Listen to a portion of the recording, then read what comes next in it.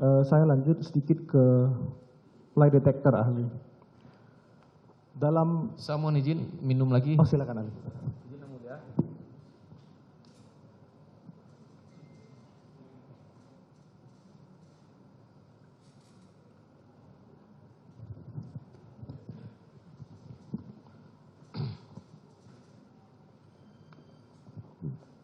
Saya lanjut sedikit ke lie detector ya, ahli ya.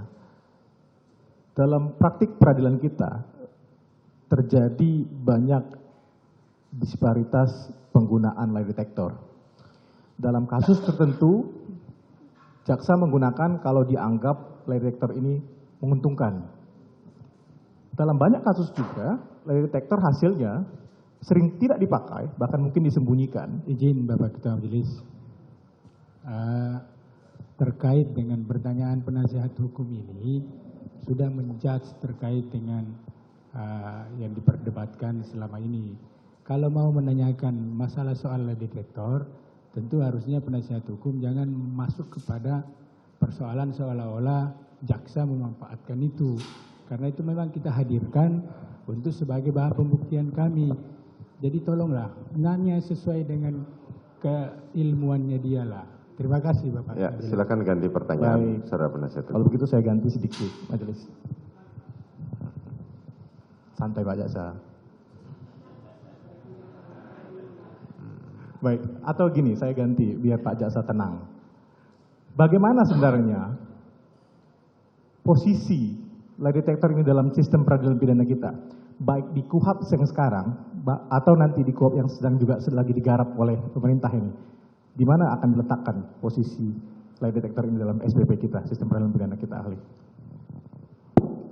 Tadi sudah saya singgung sedikit bahwa ada perbedaan pemahaman tentang di mana posisi lie detector itu dalam konteks pembuktian. Ada yang menyebut lie detector itu adalah alat bukti, ada yang menyebut dia adalah barang bukti. Tapi kalau ditanya ke saya, menurut pendapat saya, lie detector itu hanyalah semacam instrumen atau sarana yang digunakan oleh penyidik untuk membuat terang sebuah perkara pidana. Jadi hanya semacam alat bantu bagi penegak hukum untuk membuat terang sebuah tindak pidana. Dan dia tidak menjadi alat bukti. Akan tetapi pada ketika hasil dari proses lie detector itu disampaikan dalam forum persidangan oleh ahlinya, maka dia akan menjadi alat bukti dalam bentuk keterangan ahli, orang ahli. Tapi kalau hanya sekedar lie detectornya itu, saya kira itu adalah alat bantu bagi penyidik untuk mengungkap sebuah perkara pidana. Baik, saya lanjutkan sedikit. Hukum, waktu saudara tinggal Satu lagi 30 menit. Satu saja. Tadi disebutkan oleh rekan saya, pengaturan mengenai lie detector ada di Perkapolri gitu ya, meskipun tidak diatur di level setingkat undang-undang. Apakah pengaturan mengenai penggunaan lie detector ini harus tetap ditaati oleh penyidik? Pertanyaannya adalah apakah Perkapolri itu, Perkap itu merupakan peraturan perundang-undangan apa tidak? Ya.